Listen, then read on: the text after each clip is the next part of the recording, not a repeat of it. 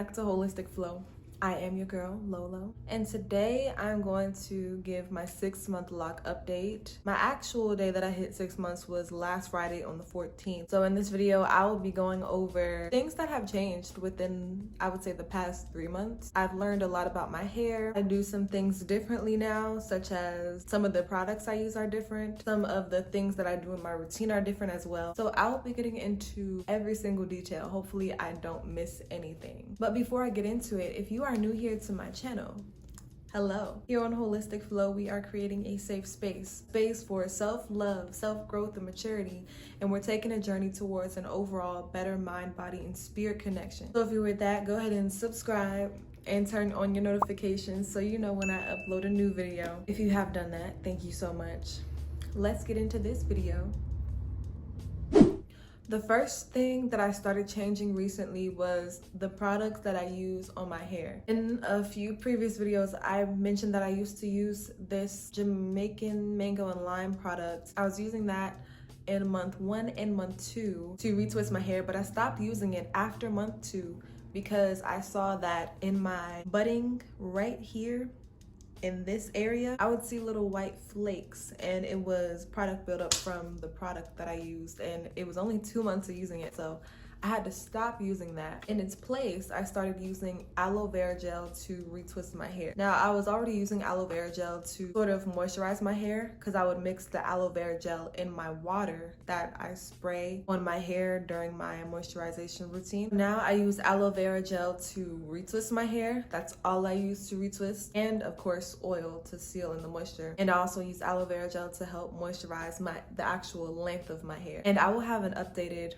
retwist routine video coming next week. And another thing I've started using differently as far as products is I now use bar soap to wash my hair. Basically, it's a lot easier than shampoo in a bottle. It's just more convenient in many ways, but bar soap works very well for me. It gets the job done and it gets my scalp very clean how I like it. My hair, I guess it holds in moisture very well. So depending on how well your hair holds in moisture or retains moisture, then bar soap could be a very great option for you. Or maybe moisturizing shampoo from the beauty supply store would be better for you, depending on, again, how dry your hair might get when you wash it. For me, my hair gets dry. It generally gets stripped when I use the bar soap, but that is what I'm going for. Those are the only different products that I have changed in my moisturization / retwist routine. Speaking of retwisting, I guess I'll segue into the next thing that has changed, which is the way that I retwist. I only have one video showing how I retwist my hair, I think. And that video was the first time that I ever retwisted my hair, which I do things a lot differently. It's probably very visible that my locks have thickened out a lot since 1 month into having them in. And because it is probably also visible that my locks are thickest at the root. Generally, it is pretty difficult when I'm retwisting to get the root pieces flat and to stay twisted because they're so thick. And because of that, whenever I retwist now, I palm roll, but I only palm roll at the root. I don't palm roll anywhere down the shaft of my hair. The reason being is because I want to keep the texture of my locks. And what this motion generally does is it more so rounds out the lock. It makes it a lot more uniform, and I prefer them to be bumpy. That is why I only palm roll at the root, because it's the thickest part, and then I leave the rest of it alone. On to the next topic is probably the largest change. I have decided that I will start semi-freeforming my locks. What that means, based upon the media's definition, is when you go a long time in between retwists. Usually people who are semi-freeforming their locks retwist 2 to 3 times a year. So that could be every 6 months or every 4 months. And I think I would be more around the 4 or 5 month mark. And obviously I haven't started doing this yet, but after obviously I wash my hair, this retwist or the evidence thereof will be gone and I will start semi-freeforming. I imagine it won't be super different than what I have already been doing. I think one of the largest problems that people with semi-freeform locks may have is that retwist after you wash your hair, your roots are going to get very fuzzy, and because there's a lot of loose hairs pretty much that aren't going into a lock yet, the roots of your hair will get tangled up. So when you wash your hair but don't retwist it, there just needs to be some extra care and attention on the root so that you will separate the hairs in their respective sections, whether you have box parts or diamond or irregular parts. It's a thing that needs to happen. So I think this process of separating your roots, or some people call it popping your locks at the root, will just happen a lot more frequently for me. That will pretty much be the only change. Another thing that has been happening differently is I have gone a lot shorter in between washes. During my first 2 months of having my starter locks, I would wash my hair every month. My scalp was fine. I kind of realized that washing your hair more frequently can help your hair lock faster. So like I said, the first and second month, I washed my hair once a month. After month 2, during the 3rd and 4th month, I went 3 weeks in between washes. So I closed that gap a little more. And more towards the end of month 4 and all throughout month 5, I washed my hair every 2 weeks. Closed the gap even more. And I think closing that gap in between wash days has helped my hair lock faster. There's nothing really to compare it to. I don't really know what my hair would have looked like if I kept on only washing it once a month, but I'm just making the assumption that it probably wouldn't have locked this fast if I kept on sticking to washing it once a month. And I have noticed that washing my hair more frequently has not made my hair any more dry than washing it every month. And I think that's just because I've been really consistent with my moisturization routine, which has not changed, by the way. If you want to watch that, I will put a card right here, and then I will also link that video down below in the description box. Now, along with things that I have manually changed, there have just been more things that I learned and or noticed about my hair and about locks in general. So I'll get into those right now. One thing I've learned is that after you wash your hair, whether you retwist or don't retwist, you should always let your hair dry completely before going to sleep. And maybe this is common sense to most people. This is common sense to me, but I'm hard-headed sometimes and I be sleepy, so I don't follow it all the time. And I have seen kind of a little bit of the results of it. So I mentioned before that because my roots are the thickest of my locks, I had to start palm rolling them, right? Because they are really hard to stay retwisted. Well, because they're so thick, if they're not all the way dry before I lay my little head down on my pillow, the roots will start to flatten out a little bit. I started seeing this happen in like month 3 or 4, but because my locks were still very baby, they still kind of are, I thought they would just round out on their own, but some of them did not. And I'll try to insert a clip right here of the root of some of those locks, because I really would try to palm roll these, but they're not really conforming back into their regular shape. And it's all because my hair was not completely dry before I laid my head down on my pillow to go to sleep. So after you wash your hair, whether you retwist or not, just make sure your hair is completely dry before you lay down and go to sleep. Mind you, every time I wash my hair, I use a bonnet dryer to dry my hair for at least an hour before I actually go to sleep. So, you know, I'll be trying, but maybe I need a better dryer. I think that's actually what I need, a better dryer.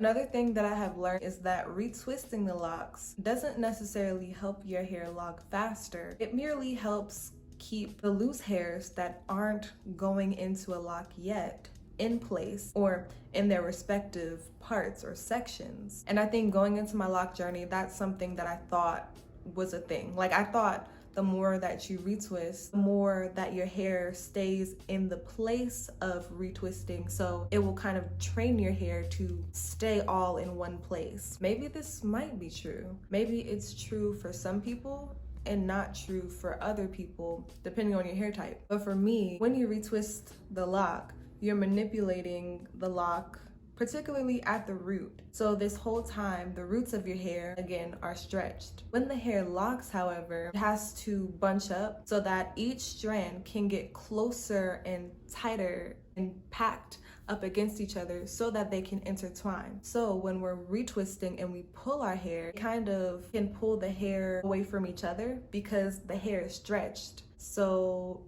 the strands are laying beside each other like this instead of multiple strands intertwining like this. I hope that made sense the way that I kind of explained it.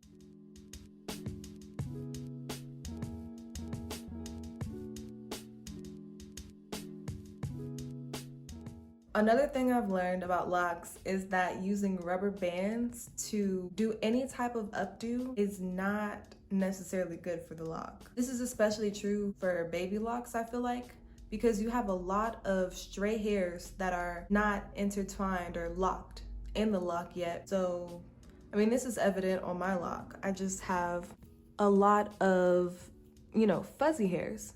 And those are stray hairs that are not yet intertwined inside of the lock. And so when you have that and you put a rubber band over it, the rubber material kind of can stick to the straight hairs and pull on them. So instead of using rubber bands, I just used these hair ties, and these hold a lot less tension than actual rubber bands. In my 4-month lock journey update, I had shared that because a few of my locks were coming loose, mainly toward the end, I put a rubber band there to help keep it apart. But I think during that time, I actually had a rubber band on 3 of my locks because they all were looking the same way. They had like what I call a hole in them. It was just pretty annoying to me. So I only kept those rubber bands on for like maybe 2 weeks. And those same locks that I had the rubber bands on, they're pretty much still like that today. I just thought to myself, like, if this is how my hair wants to behave, and if this is the natural state of my hair, then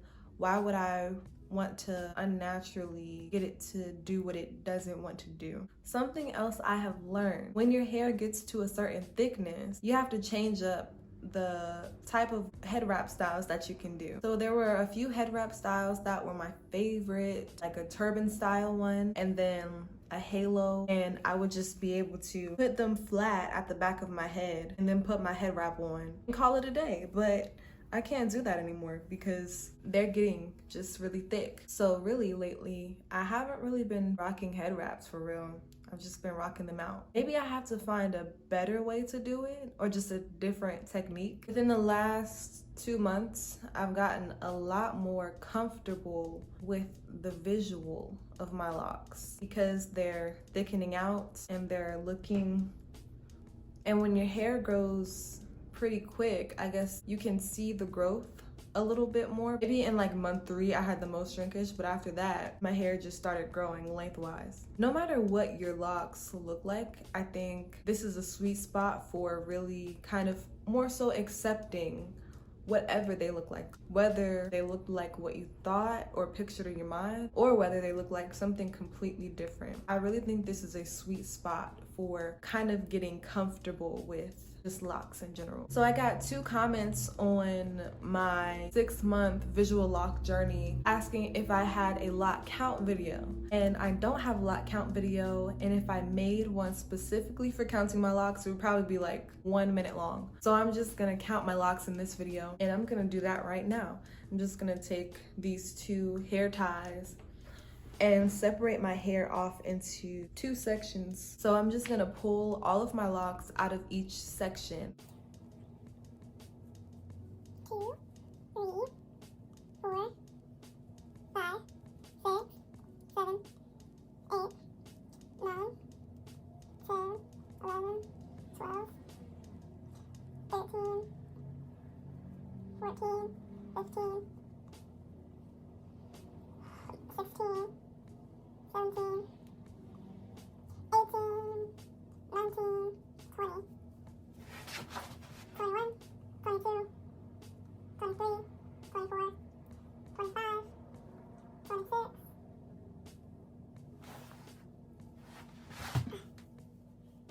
27, 28, 29, 30, 31, 32, 33, 34, 35, 36.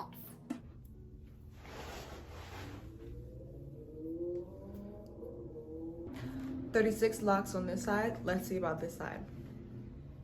1, 2, 3, 4, 5, 6, 7, 8, 9, 10, 11, 12,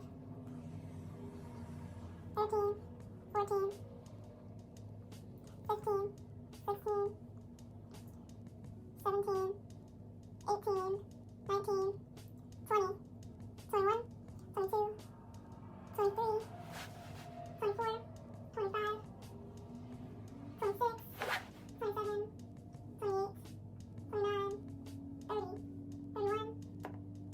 32, 33, 34, 35, 36, 37, 38. 38 locks on that side. 38 plus 36 is 74. I really do have 74 locks in my head. I like even numbers. So there you have it. Well, this concludes my 6-month lock journey update. Thank you for watching. If you have any remaining questions, if there was something that was unclear in this video or that you would like me to make a separate video about, I'm open to all of those ideas. Please leave them in the comments section below and I will definitely get to them. If you enjoyed this video, please give it a thumbs up and subscribe to my channel for more lock videos. I hope to see you in my next video, but until then, I'm sending peace your way, love your way, and joy to you, your family, and your friends. All right, y'all. Peace.